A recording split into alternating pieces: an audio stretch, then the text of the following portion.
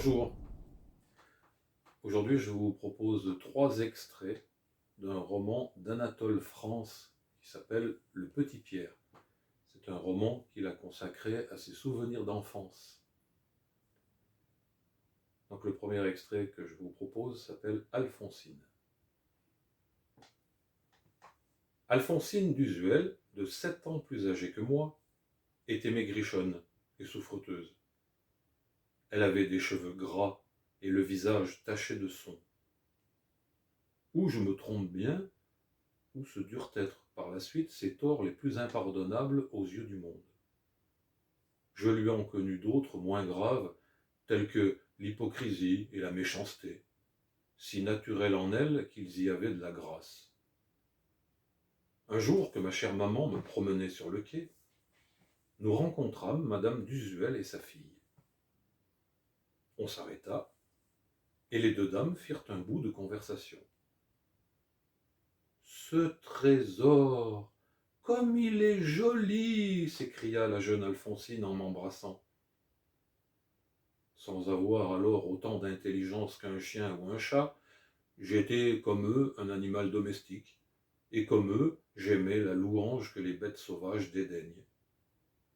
Dans un transport qui toucha les deux mères, la jeune Alphonsine me souleva de terre, me pressa sur son cœur, et me couvrit de baisers en vantant ma gentillesse. Et dans le même moment, elle me piquait les mollets avec une épingle. Et moi de me débattre, de frapper Alphonsine des poings et des pieds, de hurler, de fondre en larmes.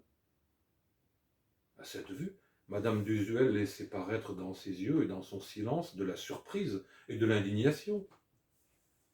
Ma mère me regardait douloureusement, se demandait comment elle avait pu mettre au jour un enfant si dénaturé, et tantôt accuser le ciel de ce malheur immérité, et tantôt s'accuser de l'avoir mérité par ses fautes. Enfin, elle demeurait interdite et troublée devant le mystère de ma perversité. Je ne pouvais pourtant pas le lui expliquer, si je ne savais pas parler. Le peu de mots que je parvenais à balbutier ne m'était d'aucun secours en cette circonstance. Planté sur mes pieds, je demeurais haletant et plein de larmes. Et la jeune Alphonsine, penchée sur moi, m'essuyait les joues, me plaignait, m'excusait. « Il est si petit, ne le grondez pas, madame Nausière. J'en aurai du chagrin, je l'aime tant. » Ce ne fut pas une fois, mais 20 fois qu'Alphonsine m'embrassa avec transport en m'enfonçant une épingle dans les mollets. Plus tard, quand je pus parler, je dénonçai cette perfidie à ma mère et à madame Mathias qui prenait soin de moi. Mais on ne me crut pas. On me reprocha de calomnier l'innocence pour pallier mes torts. Il y a longtemps que j'ai pardonné à la jeune Alphonsine sa perfide cruauté et même ses cheveux gras. Bien plus, je lui sais gré de m'avoir beaucoup avancé quand j'avais 2 ans dans la connaissance de la nature humaine.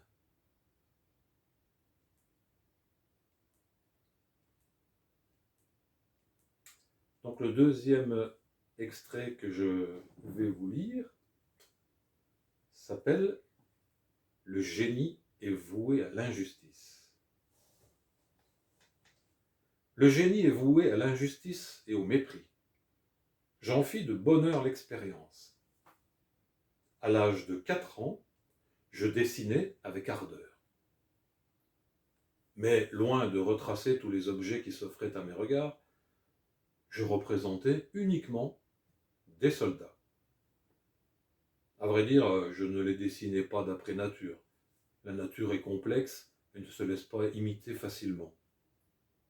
Je ne les dessinais pas non plus d'après les images d'Épinal que j'achetais à 1 sou la pièce. Il y avait encore là trop de lignes dans lesquelles je me serais perdu. Je me proposais, pour modèle, le souvenir simplifié de ces images. Mes soldats se composaient d'un rond pour la tête, d'un trait pour le corps, et d'un trait pour chaque bras et pour chaque jambe. Une ligne brisée comme un éclair figurait le fusil avec sa baïonnette, et c'était très expressif. Je ne faisais pas entrer le shako sur la tête.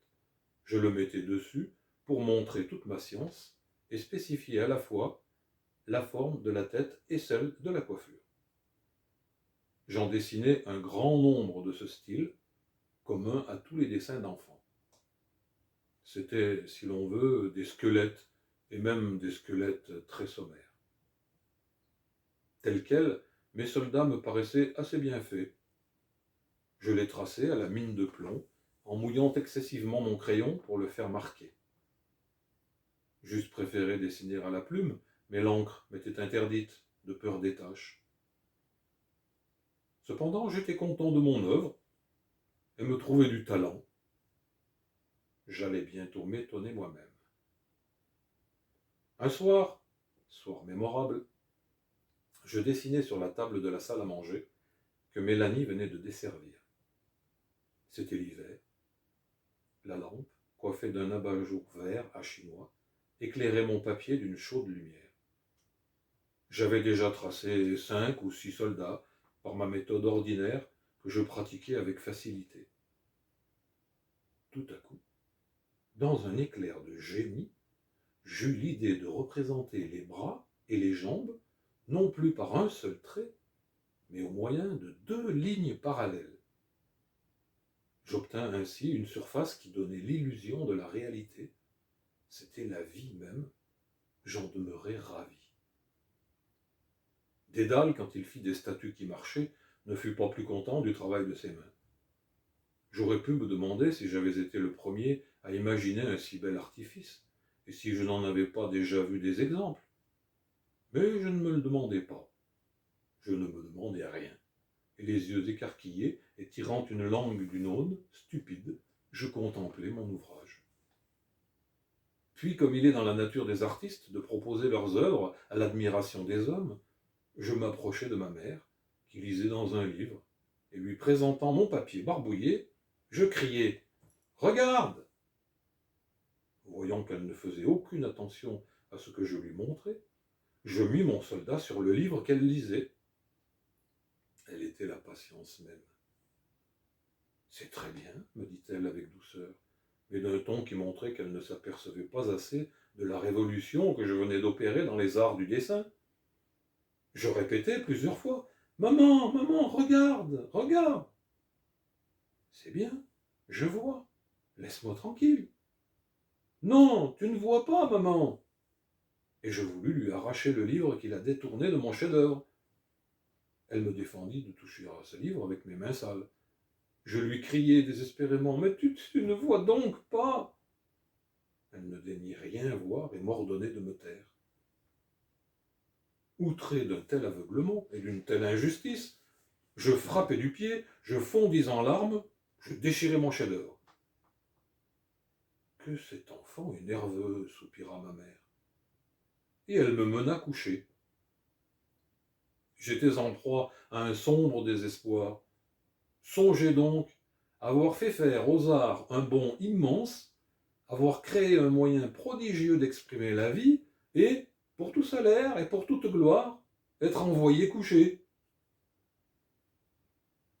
Peu de temps après cette disgrâce, il m'en arriva une autre, qui ne me fut pas moins cruelle. Voici dans quelles circonstances. Ma mère m'avait appris assez vite à former passablement mes lettres. Sachant un peu écrire, je pensais que rien ne m'empêchait de composer un livre. J'entrepris, sous les yeux de ma chère maman, un petit traité théologique et moral. Je le commençai en ces termes. Qu'est-ce que Dieu ? Et aussitôt je le portai à ma mère pour lui demander si cela était bien ainsi. Ma mère me répondit que c'était bien, mais qu'à la fin de cette phrase, il fallait un point d'interrogation. Je demandai ce que c'était qu'un point d'interrogation. C'est, dit ma mère, un signe qui marque qu'on interroge, qu'on demande quelque chose. Il se met après toute phrase interrogative. Tu dois mettre un point d'interrogation puisque tu demandes « Qu'est-ce que Dieu ?» Ma réponse fut superbe. Je ne le demande pas, je le sais. Mais si Tu le demandes, mon enfant. Je répétai 20 fois que je ne le demandais pas, puisque je le savais, et je me refusais absolument à mettre ce point d'interrogation qui m'apparaissait comme un signe d'ignorance. Ma mère me reprocha vivement mon obstination et me dit que je n'étais qu'un sot. Mon amour-propre d'auteur en souffrit, et je répliquai par je ne sais quelle impertinence pour laquelle je fus mis en pénitence. J'ai bien changé depuis lors. Je ne me refuse plus à placer des points d'interrogation à tous les endroits où c'est l'usage d'en mettre. Je serais même tenté d'en tracer de très grands au bout de tout ce que j'écris, de tout ce que je dis et de tout ce que je pense. Ma pauvre mère, si elle vivait, me dirait peut-être que maintenant, j'en mets trop. Troisième extrait de ce roman d'Anatole France, qui s'appelle Le Petit Pierre, Navarin. J'avais connu de tout temps Madame Larocque, qui, dans notre maison, habitait avec sa fille un petit appartement au fond de la cour. C'était une vieille dame normande, veuve d'un capitaine de la garde impériale. Elle n'avait plus de dents, et ses lèvres molles rentraient sous ses gencives, mais ses joues étaient rondes et empourprées comme les pommes de son pays. N'ayant aucune idée de l'instabilité de la nature et de l'écoulement des choses, je la croyais contemporaine des premiers âges du monde et en possession d'une impérissable vieillesse. On voyait de la chambre de ma mère la fenêtre encadrée de capucines, au bord de laquelle le perroquet de madame Larocque se dandinait sur son perchoir en chantant des couplets grivois et patriotiques. Apporté des Grandes Indes en 1827, il avait reçu le nom de Navarin, en mémoire de la victoire navale remportée sur les Turcs par les flottes de la France et de l'Angleterre, et dont on apporta la nouvelle à Paris le jour même de son arrivée. On supposait que Navarin n'était déjà plus jeune lors de sa venue en Europe. Au petit soin pour lui, madame Larocque le mettait tous les matins à la fenêtre, afin que le vieillard pût jouir du spectacle animé de la cour. Je ne sais en vérité quel plaisir cet Américain goûtait à voir Auguste laver la voiture de M. Bélaguet et le père Alexandre arracher l'herbe qui croissait entre les pavés. Dans le fait, il ne semblait guère attristé de son long exil. Sans prétendre deviner sa pensée, on eût dit qu'il se réjouissait de sa force. Et c'était assurément un animal étrangement robuste. Quand de ses petites mains grises il empoignait un morceau de bois, il avait bientôt fait de le briser avec son bec. J'ai toujours aimé les bêtes. Mais alors elles m'inspiraient de la vénération, une sorte de terreur religieuse. Je leur devinais une intelligence plus sûre que la mienne, et un sentiment plus profond de la nature. Le caniche Zerbin me paraissait comprendre bien des choses qui m'échappaient, et je prêtais à notre bel Angora, sultan Mahmoud, qui connaissait le langage des oiseaux, un génie mystérieux et le don de pénétrer l'avenir. M'ayant une fois mené au musée du Louvre, ma mère me montra, dans les salles égyptiennes, des animaux domestiques enveloppés de bandelettes et enduits d'aromates. Les Égyptiens, me dit-elle, les adoraient comme des divinités, et quand ils mouraient, les embaumaient soigneusement. Je ne sais ce que les anciens Égyptiens pensaient des ibis et des chats. Je ne sais si, comme on le veut aujourd'hui, les animaux furent les premiers dieux des hommes, mais j'étais bien près d'attribuer à Sultan Mahmoud et au caniche Zerbin une puissance surnaturelle. Ce qui surtout me les rendait merveilleux, c'est qu'ils m'apparaissaient dans mon sommeil et conversaient avec moi. Une nuit, je vis en rêve Zerbin gratter la terre de ses pattes et déterrer un oignon de jacinthe. C'est ainsi, me dit-il, que sont les petits enfants dans la terre avant leur naissance, et ils éclosent comme des fleurs. On le voit, j'aimais les animaux. J'admirais leur sagesse et les interrogeais assez anxieusement durant le jour pour qu'ils vinssent, dans la nuit, m'enseigner la philosophie naturelle. Les oiseaux n'étaient point exceptés de mon amitié ni de ma vénération. J'aurais chéri Navarin comme un père. J'aurais comblé ce vieux cacique de respect et d'égard. Je me serais fait son disciple docile s'il l'eût permis. Mais il ne me permettait pas même de le contempler. À mon approche, il se balançait impatiemment sur son perchoir, hérissait les plumes de son cou, me dévisageait avec des yeux de feu, ouvrait un bec menaçant et montrait une langue noire grosse comme un haricot. J'aurais voulu connaître la cause de cette inimitié. Madame Larocque en attribuait l'origine à ce que jadis, enfant sans connaissance et ne pouvant encore marcher, je me faisais porter près de lui, approcher mes petits doigts de sa tête pour toucher ses yeux, qui brillaient comme des rubis, et pousser des cris déchirants du regret de ne pouvoir les prendre. Elle l'aimait, et lui cherchait des excuses. Mais pouvait-on croire à une rancune si profonde et si tenace? Enfin, quelle qu'en fût la cause, l'inimitié de Navarin me semblait injuste et cruelle. Désireux de rentrer en grâce auprès de cette puissance terrible, je pensais que des présents pourraient l'apaiser et que du sucre lui serait une offrande agréable. Malgré la défense de ma mère, j'ouvris le buffet de la salle à manger et choisis le plus gros et le plus beau morceau de sucre qui se trouva dans le sucrier. Car il faut dire qu'en ce temps-là, on ne cassait pas le sucre à la mécanique. Les ménagères l'achetaient en pain, et chez nous, la vieille Mélanie, armée d'un marteau et d'un vieux couteau ébréché et sans manche, brisait le pain en fragments inégaux, non sans faire jaillir d'innombrables éclats, comme les géologues détachent de la roche des échantillons minéralogiques. Il convient d'ajouter que le sucre coûtait alors très cher. D'une âme bienveillante et tenant mon présent caché dans la poche de mon tablier, je me rendis chez Madame Larocque et trouvai Navarin à sa fenêtre. Il écossait nonchalamment de son bec des grains de chènevis. Jugeant l'occasion favorable, je présentai le sucre au vieux cacique. Mais il ne reçut pas mon offrande. Il me regarda longtemps, de profil, dans le silence et l'immobilité. Puis soudain, fondit sur mon doigt et le mordit. Le sang coula. Madame Larocque m'a dit plusieurs fois qu'en voyant mon sang, je poussais des cris affreux, versais des larmes abondantes et demandais si j'en mourrais. Je n'ai jamais voulu l'en croire. Il se peut pourtant qu'il y ait quelque chose de vrai dans ces paroles. Elle me rassura et me mit une poupée au doigt.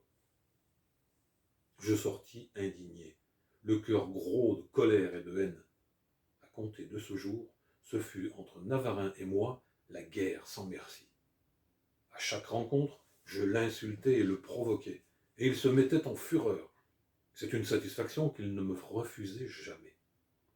Tantôt je lui chatouillais le cou avec une paille, tantôt je lui jetais des boulettes de pain, et il ouvrait un large bec et proférait d'une voix rauque des menaces inintelligibles. Madame Larocque, tricotant, à sa coutume, un lait de jupon de laine, m'observait par-dessus ses besicles et me disait, en me menaçant de son aiguille de bois, « Pierre, laisse cet animal tranquille. Tu sais ce qu'il t'est déjà arrivé avec lui. Crois-moi, il t'arrivera pis si tu continues. » Je négligeai ces sages avertissements, et j'eus lieu de m'en repentir. Un jour que je ravageais sa mangeoire, et en dissipais indignement les grains de maïs, le vieux cacique sauta sur moi, embarrassa ses mains dans ma chevelure, et de ses ongles aigus me laboura la tête. Si l'aigle ravissant effraya l'enfant Ganymède, en le prenant amoureusement dans ses serres de velours, qu'on juge de l'effroi que je ressentis quand Navarin me tenailla de ses doigts de fer. Je poussai des cris qui retentirent jusque sur les berges de la Seine. Madame Larocque, quittant son éternel tricot, détacha l'Américain de sa proie et le ramena sur son épaule au perchoir. Là, le cou gonflé d'orgueil et les dépouilles de ma chevelure attachées à ses griffes, il me jeta de son œil flamboyant un regard de triomphe. Ma défaite était complète, mon humiliation profonde. À peu de temps de là, m'étant introduit dans notre cuisine où sans cesse mille charmes m'attiraient, j'y trouvai la vieille Mélanie qui hachait avec un couteau du persil sur une planche. Je fis diverses questions touchant cette herbe, dont l'âcre parfum me chatouillait les narines. Mélanie me répondait abondamment. Elle m'apprit que le persil était employé dans les ragoûts et servait d'assaisonnement aux viandes grillées, et m'enseigna enfin qu'il était pour les perroquets un poison mortel. À cette nouvelle, je saisis de cette herbe odorante un brin que le couteau avait épargné et l'emportai dans le cabinet des roses où je méditais seul et en silence. Je tenais dans mes mains la mort de Navarin. Après une longue délibération avec moi-même, je sortis de l'appartement et me rendis chez Madame Larocque. Là, montrant à Navarin l'herbe vénéneuse, « Regarde, c'est du persil, lui dis-je. Si je mêlais cette petite feuille verte et frisée à ton chènevis, tu mourrais et je serais vengé. Mais je veux me venger autrement. Je me vengerai en te laissant la vie. » Je dis et jetai par la fenêtre l'herbe funeste. Depuis lors, je cessai de tourmenter Navarin. Je ne voulais pas gâter ma Clémence. Nous devînmes amis.